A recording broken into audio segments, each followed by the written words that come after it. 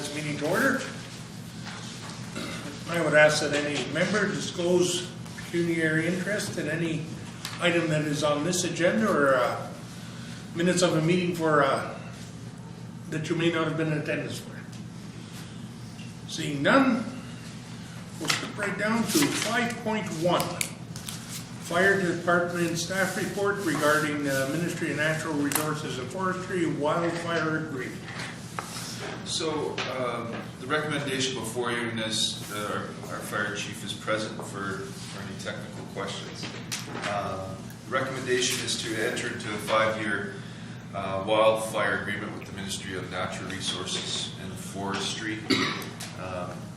Our current agreement expired on the end of March of this year. We've just continued on business as usual, kind of under the umbrella of that previous agreement. But we're requesting now that we do enter into a new 5-year agreement with MNRF. And the biggest change now is that the patented mining claims, specifically, and there's a lot of them in our district, as we all know, those now have a greater value, so now our costs have gone up. And I will commend the fire chief. He did a good job because originally the costs were around $19,000 per year, but with some negotiating and some good work on MNRF on their side as well, they got costs down to approximately $2,200. So it's a significant shift, which is really good. So in saying that, these costs were not budgeted. We are going to try to work it within the existing fire department budget. If not, we'll have to look at other areas under our existing approved budget. But if not, we may have to revisit this. So we'll do everything we can, which I'm confident we will, to get it within our existing budget that was approved in January. So any questions from anyone? My guess is, Mr. CAO, that without this agreement, should we have a wildfire, it's really going to cost us, correct? Correct. Yeah, having an agreement in the long run is the right thing to do, because, and perhaps the fire chief can speak to it, but a piece of equipment might, under this agreement, cost us nothing, but if we didn't have an agreement, it could cost us tens to thousands, $100,000, depending on the circumstances. For instance, the fire outside of Matson back around 2010 would have been a $50,000 to $80,000 bill. If we weren't in the agreement, it was a $20,000 bill. Yes. So, just like an insurance policy, it's Yeah, we may never use it, but it's nice to have if we do have to use it. plus it also gives us the opportunity to build back if we do work for them under the agreement. So it can generate revenue also for us.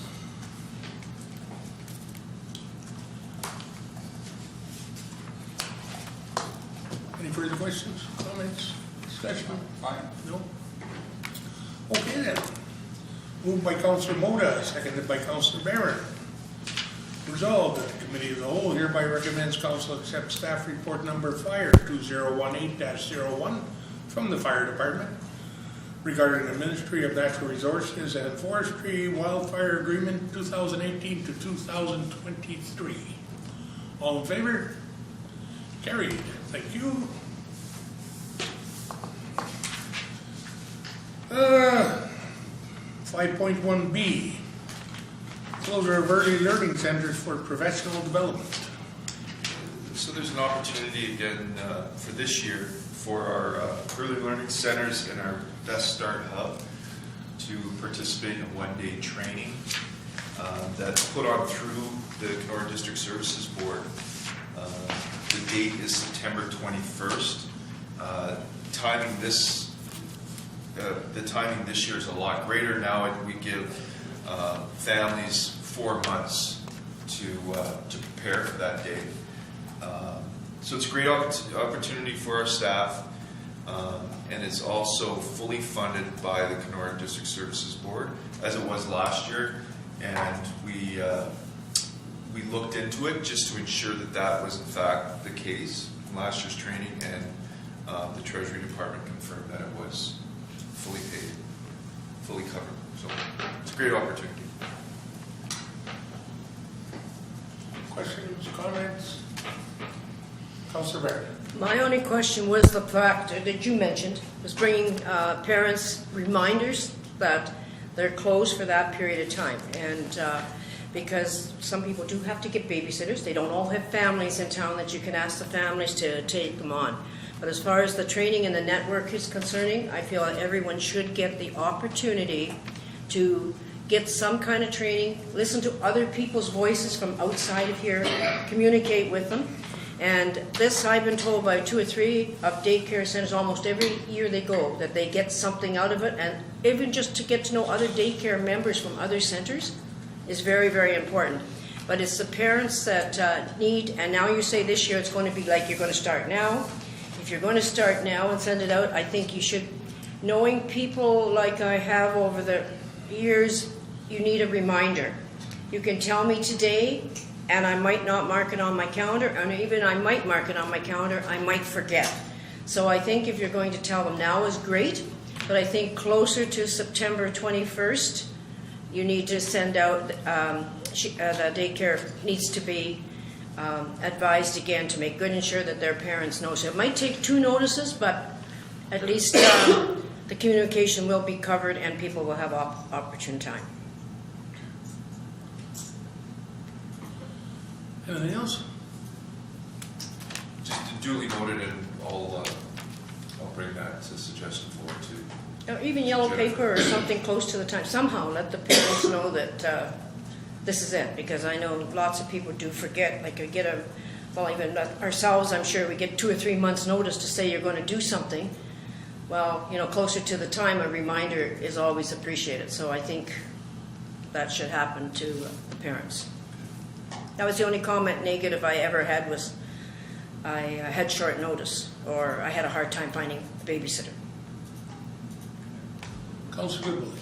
At the time of registration, is that on a time to notify? Because at the time of registration, you notify everybody, you got them all. Yeah. You know, And that might be a good opportunity to do the reminder. Yeah. Is in the fall. So we'll send out something immediately to ensure all the families get it, and then we'll remind. The reminder. Yeah. And close it in the registration Correct. info. Good I idea. think it's a good opportunity for our communication officer to use something on social media as well. Correct.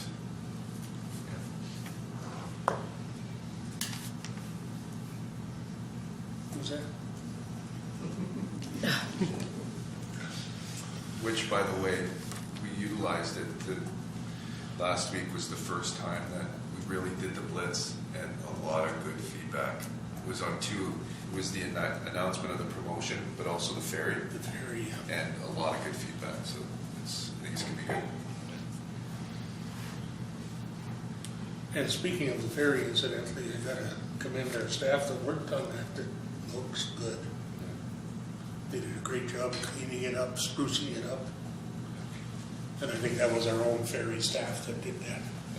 Majority also staff, commend the staff, but also VTL did Yeah. the sandblasting. They did a good job. Yeah, it looked good. I went down last night to see it, and it looks really, really good. Just we want to make sure all that floating ice that's running away, running around there is gone. And I couldn't find any ice last night. It was about 9 o'clock at night when I went down there, and there was nothing floating around. But that's not to say something didn't happen this morning. I don't know what your update is. Is it in? Is it running? It's running. It's running this morning? Running Okay. at 5 a.m. Good. Yeah, and one of our staff went down and checked out the ice conditions, or the water conditions, Water. however you want to put it. And there was nothing visible Nothing hidden? in Bruce Channel. I think the combination of the heat and that wind especially, it was, The wind, yeah. all the ice is gone. all the islanders were happy.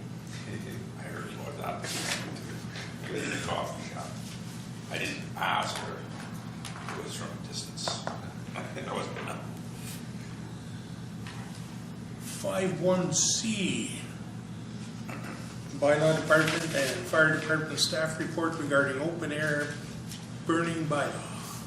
So again, we have our fire chief here and our bylaw, Beth Sullivan. They're the authors of this report. For any technical questions, please feel free to ask them directly. The staff report before you on the open air burning bylaw. This particular one it's generally just housekeeping, and the items are listed, just the definition of clean wood. We had to add municipal transfer site, not the waste disposal site. Some new wordage around fireworks and definition, and then fire permits and set fines. We'll address the set fine recommendation with the next staff report. But this is just this is strictly housekeeping on this particular staff report. Does anyone have any questions? Councilor Mayor? I think there again, maybe not that one. I may be on the wrong one, but I still think we should, yellow paper, here we come. Maybe the new idea of your social networking can let people know that open fire burning, that we have a bylaw. I'm assuming they can come down and read it if they wanted to get a copy. And because there's lots of fires, surprisingly, even though how dry out there it is, there's lots of fires happening. And it certainly did on Mother's Day weekend. You know, the flames are flying up above the roof of the houses in our neighborhood. And, they have a barrel, because I had to go find out what they had. They had a barrel, and like everybody else does, but the flames are going up very, very high. So I think, and then we had the other guy on the other side, and they're having, I don't know what the hell he does in there. Someday I've got to find out. He's burning garbage or something in his garage because the smoke's all coming out of the chimney all the time, and the odors and smells are all going on. So I think it needs to be tightened up, because I'm sure if there was one Mother's Day open fire barbecue going on, there was a lot more. And those flames were going pretty high, and they could go out into other people's yards and other people's trees. And I'm one of the worst people with trees. I got loads of trees. So it's just something they need to know. Like this needs to be advertised really good. That's all I came out with last night, is people probably don't know. They should, because it's dry out there, and they should contain their fires in their own, not have them go up that high.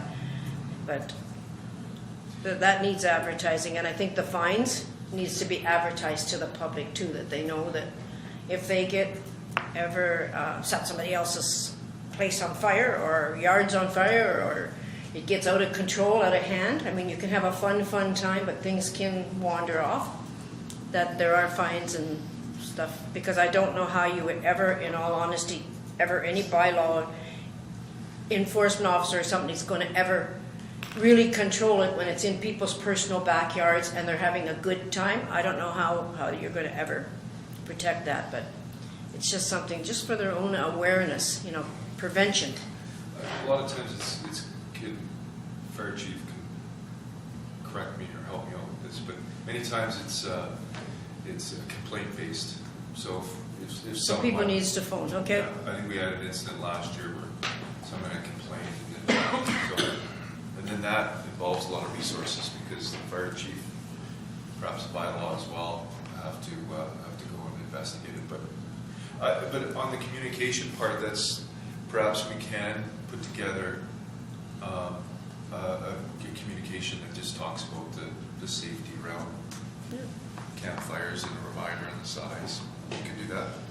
Well, I think part of the bylaw, and again, the fire chief can correct me if I'm wrong, does specify what type of container you can burn in, and that it must have a cover on it with no larger than 1/8 inch.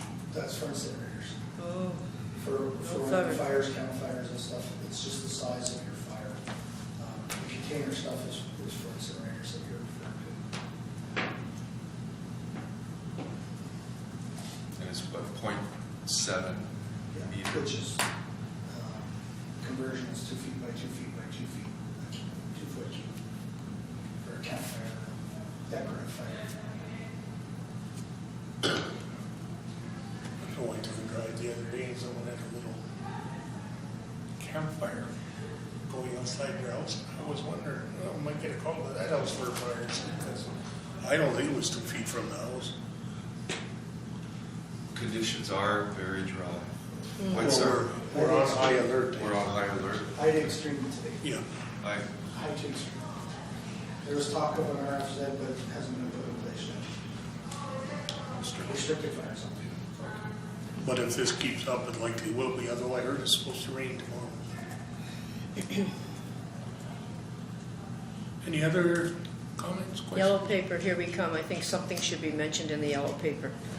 And maybe even to the people that are neighboring those, and if they don't know, like in their neighborhood, maybe they don't know that they can call about until a fire actually happens. If you phone a fire department, usually went through a 911 system when something's actually going. Maybe they don't realize they could. If they see the potential of going out of hand, maybe people don't know that. excuse me, Brenda, when is the next yellow paper coming up? This week, This week? typically. Yeah. Anything else on this?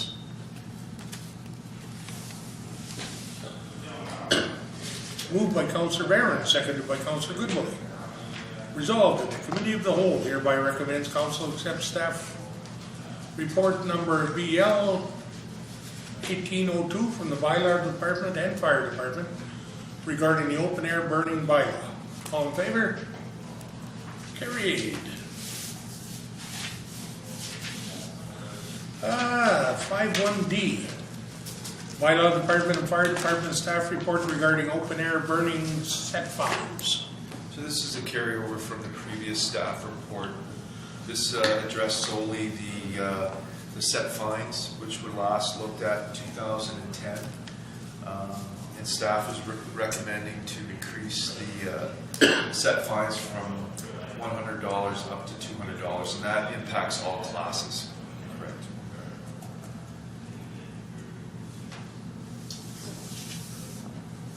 Any questions?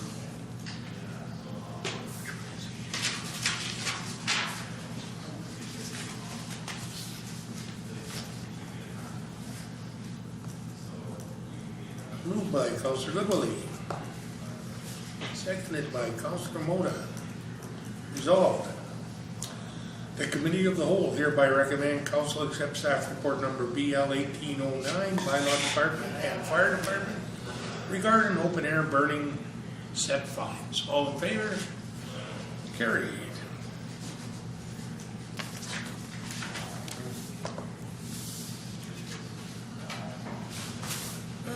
Number 6.1. Legalization of cannabis.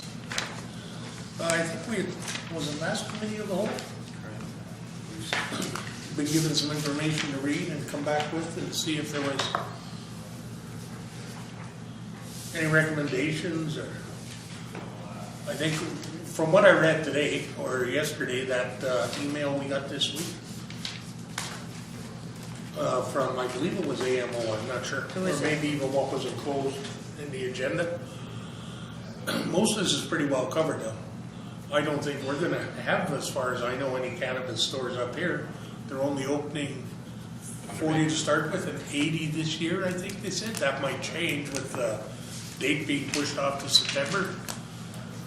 Thunder So, Bay's the closest? Hey, Thunder Bay's the closest store? I don't even know if there's one in Thunder Bay, but I would suspect there would be. There is Thunder I Bay. believe Thunder Bay was named. Yeah. So there's been 29 municipalities identified so far. So correct, there's two documents that are out. There's one by the provincial government, the other one is AMO. They're pretty much the same, it's just AMO's providing more of a summary for all the municipalities. From a staff perspective, and various, there's several of us that have looked at it, it appears to be well laid out right now with what the plans are by the province. Go ahead, Councilor. I was reading this document from AMO, and I was focusing more on municipal government responsibility, and they have a section in the document where it talks about many things for municipal governments. That being said, and after reading this document, still wishy-washy, a lot of this stuff. So when I'm looking at just an enforcement piece, so if somebody complains about a neighbor growing more than plants allowed in the home, is it going to bylaw, where it's going to be enforced through our bylaw department, or is it going to be enforced through OPP? And then, depending on where the enforcement is coming from, then that's going to create more costs on the municipality, especially calls for service with OPP. If there's any type of medical issues, it's an increase on paramedic services. So there's a lot of questions right now. And when I'm reading this document, while it's laid out, there's nothing concrete or specific in a way that we should be taking as an initiative moving forward. So if I'm thinking of a municipality responsibility, while we consider all of these, I don't know if we want to talk about any type of bylaw where if, and that's an if, storefronts do come into play in our community, where we have a bylaw where it may not be within close proximity of schools, for example, or something like that. But I still think it's not concrete or specific for us. It's just more of a guideline of our thinking. And the other part that kind of ties in with that is parks, beaches, Correct. everything else, where we already have bylaws against smoking in those areas. And I'm guessing the same bylaw would cover this, which would then make it our responsibility, I believe. Same with drinking, right? Yeah, But who enforces that? And then we may have The to OPP. change some of our bylaws then into include cannabis or vaping Yeah. or whatever Yeah. that looks like, that wording of our bylaw. Yeah. But as I said, I went through this with a fine-tooth comb, and there's a lot of just questions that I have that there's nothing concrete or specific as Yeah. setting a guideline moving forward. Outside of, I said maybe our bylaw is something to think about if a storefront does come into place. Where are we going to allow it in the community or not allow it? or not. I think it's great that we're having this discussion, right? Because it's not here yet. I mean, there's going to be opportunities to collaborate with other communities on what they're doing. But it's like, correct me if I'm wrong, but some individuals now can grow marijuana in their home for medicine. Yeah. And who polices that? I mean, well, who watches over that? I mean, that would, I'm assuming that would be the OPP. But again, that's part of the gray area in here. So Yeah. some of my reading is with the enforcement piece, is it going to come down to bylaw, some of it, or is it coming down to OPP? And again, in the document I'm reading from AMO, it's not clear. It's just a what if. So there's nothing concrete. Councilor Barry. That was my feeling on the AMO report. When I read that, it didn't really specify what the municipality has to do. There was no clear little points of view. They kept going around in circles and stuff. But I think the one thing that sort of jumped out with me, when it ever comes to our area, and it will, we all know that. The thing is, I think the planning board has to be very much involved with it. And I think also like knowing what is our spot. I didn't find anything about municipality getting very much as far as licensing. Like, is it going to be commercial? Is it going to be a commercial zone that they got to be in? I had a lot of questions from the planning avenue of how to get it set up. And so not just the residential people, users and stuff. I mean, that's private like everything else you do in your life. But I know coming from the Northwestern Health Unit, we're looking at treating it the same as alcohol and the same as LCBO. You know, everything's moderation in this world. And, you know, and if it's not, you call the OPP and they come and sort of, like if it's a driving infraction, they don't even know whether they don't have the equipment even to tell whether you're high on weed or something, or it's not here yet with OPP. So, you know, it's a lot of gray areas and stuff, but all I could see is a municipal angle. It would be recreation probably, because we have a lot of recreation facilities and stuff. And I think basically it is going to be zoning bylaws. You know, what is this? Is this going to be treated like another business, like LCBO and the Brewers Retail? They're just another business. You go there, you buy it. Is it going to be the same type? Is it going to be the same type of category? So I think they will play a part in it.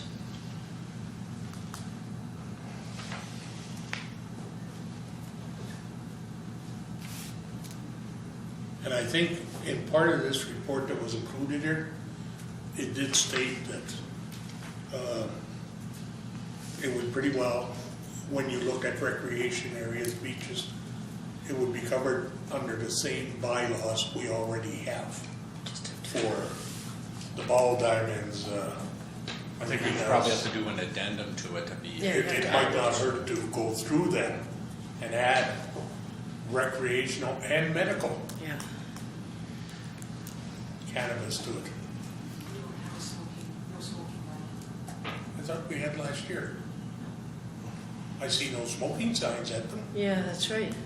Tobacco, there's tobacco enforcement officers that work for Northwestern Health Unit. Well, that's why all the signs came down. So why do we have signs if we don't have bylaws? That's why the signs came down. They're still in some places. Oh, is there some places? Yeah. Because I toured them around after I was informed that we hung, and I know we had an employee here that gladly hung them up for us.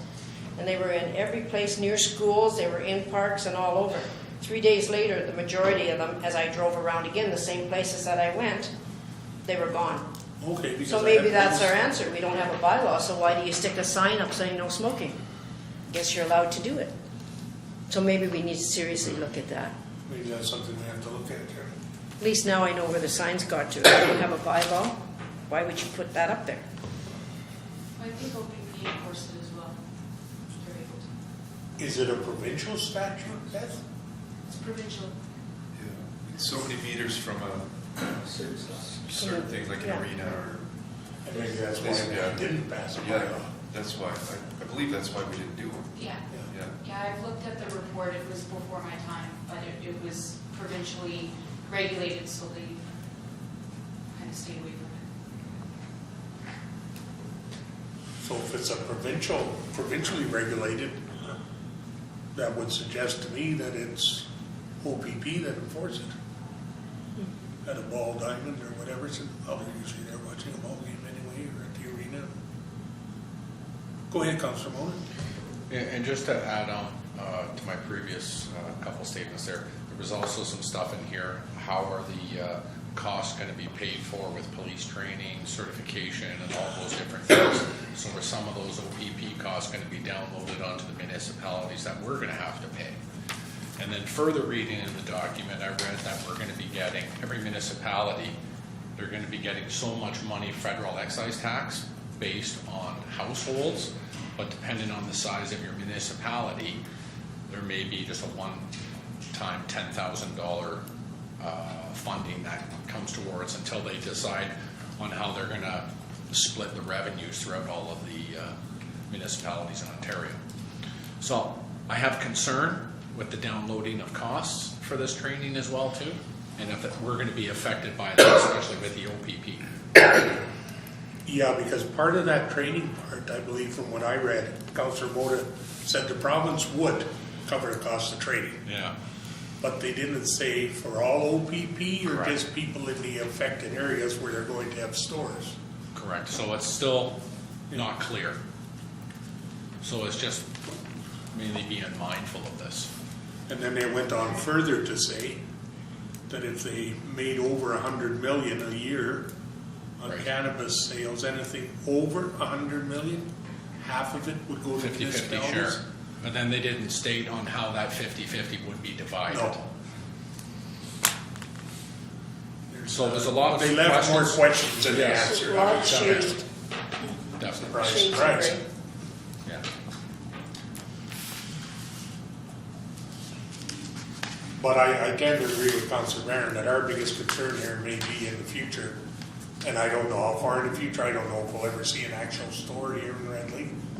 But then it would become a zoning thing. And Yeah, for sure. actually, that's fairly easily dealt with when someone applies. Yeah. You're within 1,000 meters of a school or whatever the case may be. No, move. Yeah. Any further comments? Maybe something of interest, though, to keep on our agenda for Yeah. the future, to have continued discussions about that, or as information comes forward. I'm sure there'll be lots of updates in the next 5 or 6 months. Yeah. So we'll do it based on when there's new information, updates and those. Yeah.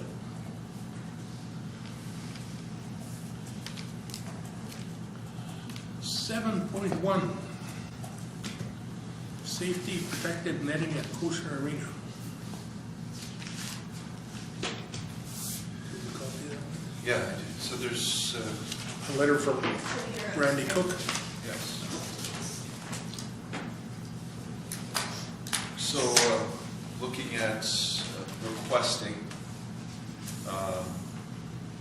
this resident spends a lot of time at the arena and is requesting that we replace the black net with white clear. There's two, you can get a white netting, or you get a netting that's almost like a fishing line. Yeah, this is something. Just for discussion, this item, because right now there is white netting, but it's on the north side of the arena, so the penalty box and the scorekeeper's box, there's white there, but there's not enough there, There's the because there was a suggestion of Moving rotating it. it around, but there's not enough netting to do it properly on the spectator side. So we'd have to purchase new netting, and approximate costs are about $2,500, give or take, for new netting. And I mean, if we were to go with new netting, we ensure that it's something that could be used if Red Lake was to have a new event center or arena someday. That could be utilized there.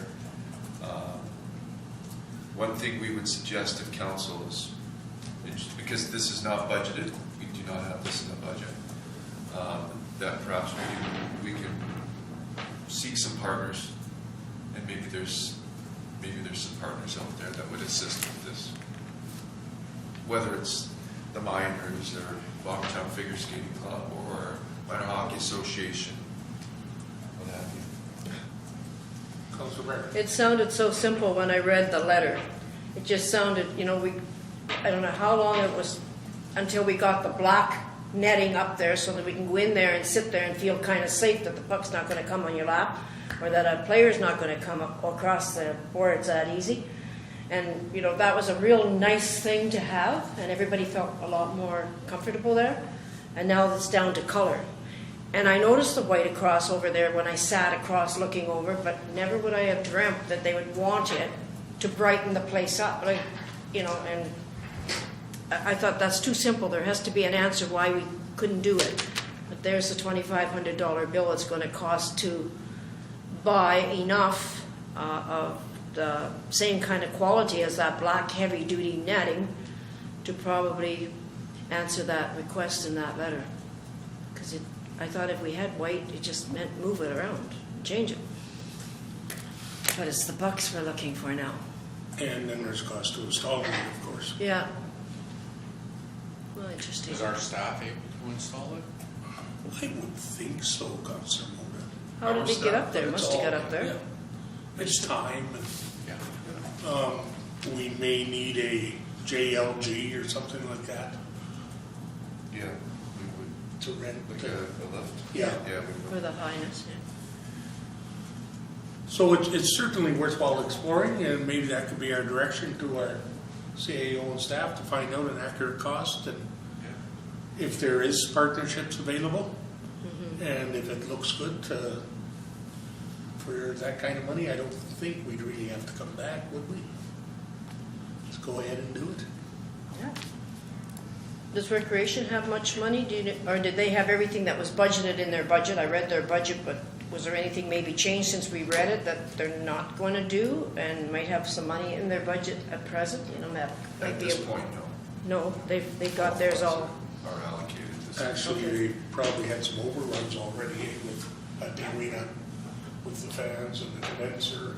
For the extra time it's going, running, operating, is that what you're meaning? Like, No, No. equipment that broke down, oh, okay. roughly 12,000. Yeah. Shy. Old equipment that broke down, I should say. Yeah. But it's certainly worthwhile exploring, I think. Okay. We'll see if there's some partnership opportunities. I'm sure there are. Yeah. Maybe there's some organizations. Or And I think it's more so too, from what I've heard talking to people that watch the minors on fast hockey, is the picture that you get through that black netting is not a very good picture apparently because of the black netting. Ah, so maybe the white one would be better. So, well, apparently the white is better because if you get a picture from, say, Dryden or Fort Francis, it's a superior picture. I'm just going by what people have told me, but, and it's a relative small expense. $2,500. I just, oh, I'm sorry. Go ahead. I'd just like to know if there is any partnerships developed or if we're gonna Yeah. be, or if we're gonna have to put out the entire cost before we, Yeah, that might be a worthwhile report, just a quick report if something does happen, Mark. Sure. Yeah, we won't just do it. I think there needs to be some partnerships here. And I think we've And gone we've from. had discussions in the past with some folks that would maybe assist in putting it up. So I think there's opportunity out there. We'll just have to go shake the bushes a bit. Had we in the past, and I could be wrong here, you might know Councilman Wood, approached the Legion because they had talked about netting at the ball field. I think at one time we floated the idea, if you buy white netting, we'll take the black netting from the arena and put it up around the ball field. I haven't heard more about that since that time. Yeah, I think it kind of sort of quietly died. I think they wanted us to pay for it, did they Oh, not? of course. But we were suggesting a partnership, I think, at one I point. think the Legion thought it was your fault for destroying Legion property. It was activity on the town. That's where it stayed.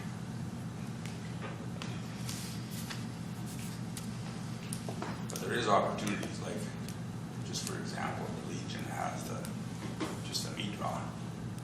And I mean, if it's an average good month, you're over $2,000 right there. It's just a matter of getting people to volunteer to come out and do it, have a good time. But they set that up for a year at a time, don't they? 3 months. 3 months for who it's benefiting? Yeah, but you just write applications. And they keep track of the way they receive them and then notify. Well, fire it on staff. Let's see what we can do. See what happens. More to come.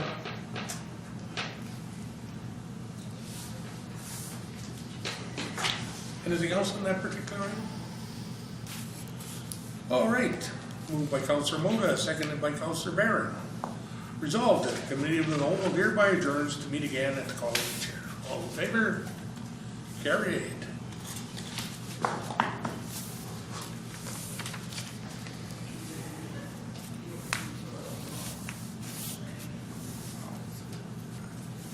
I think that netting will happen because there's lots of people extremely Yeah, love the that's it. games. Oh,